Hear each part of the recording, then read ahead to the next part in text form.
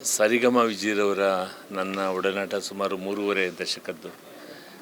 ನಮ್ಮ ಕ್ಷೇತ್ರದಲ್ಲಿ ನಾನು ಕಾರ್ಪೊರೇಟರ್ ಆದಮೇಲೆ 1990ಇಂದ ಪ್ರತಿಯೊಂದು ಎಲೆಕ್ಷನಲ್ಲೂ ನನ್ನ ಜೊತೆಲಿ ಧೈರ್ಯ ತುಂಬಿ ಜೊತೆಯಲ್ಲಿ ಪ್ರೋತ್ಸಾಹ ಕೊಟ್ಟಂಥ ಒಬ್ಬ ಗೆಳೆಯ.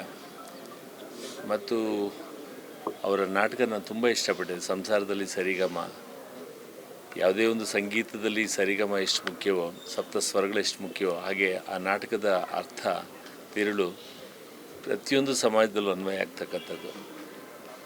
ಅವರು ಅಭಿನಯ ಮಾಡೋದು 600-700ಕ್ಕೂ ಹೆಚ್ಚು ಕನ್ನಡ ಚಿತ್ರಗಳು, ಬೇರೆ ತಮಿಳಲ್ಲೂ ಮಾಡಿದ್ದಾರೆ, ತೆಲುಗಲ್ಲೂ ಮಾಡಿದ್ದಾರೆ. ಸ್ಕ್ರಿಪ್ಟಲ್ಲಂತೂ ಅದ್ಭುತ.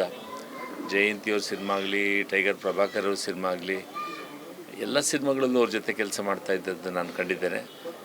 ಮತ್ತು ಸದಾ ಹಸನ್ಮುಖಿಯಾಗಿ ಬೆಳಗ್ಗೆ ಎದ್ದ ತಕ್ಷಣ 4 ಗಂಟೆಗೆ ಅವರು ತಪ್ಪದೆ ಮೆಸೇಜ್ ಬರ್ತಾಯಿತ್ತು.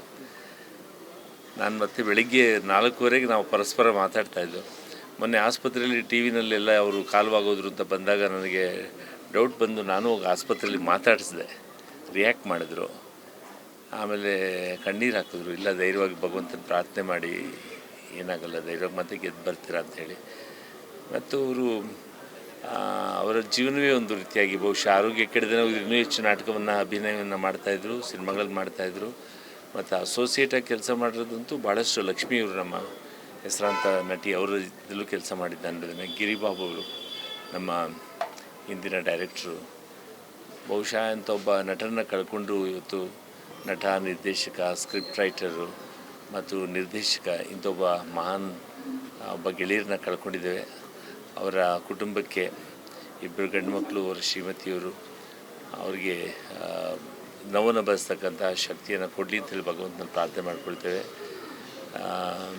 ಮುಂದಿನ ದಿನಮಾನಗಳಲ್ಲಿ ಅವರು ನಮ್ಮಲ್ಲಿ ಉಳಿತಾರೆ, ನಮ್ಮ ಮನದಲ್ಲಿ ಉಳಿತಾರೆ. ನಮ್ಮ ಕ್ಷೇತ್ರದಲ್ಲಿ ಅವರ ಒಂದು ರಸ್ತೆಗೆ ಹೆಸರಿಡಬೇಕು ಅಂತಕ್ಕಂಥದ್ದು ನಮ್ಮ ಗೆಳೆಯರ ಅಭಿಪ್ರಾಯ ಇದೆ. ಖಂಡಿತವಾಗ್ಲೂ ನಾವು ಕುಟುಂಬದ ಹತ್ರ ಮತ್ತು ಸ್ಥಳೀಯ ಶಾಸಕರಾದ ಗೋಪಾಲ ಇವ್ರ ಮಾತಾಡ್ತೇವೆ. ಖಂಡಿತವಾಗ್ಲೂ ಅವರ ಅಜರಾಮರ.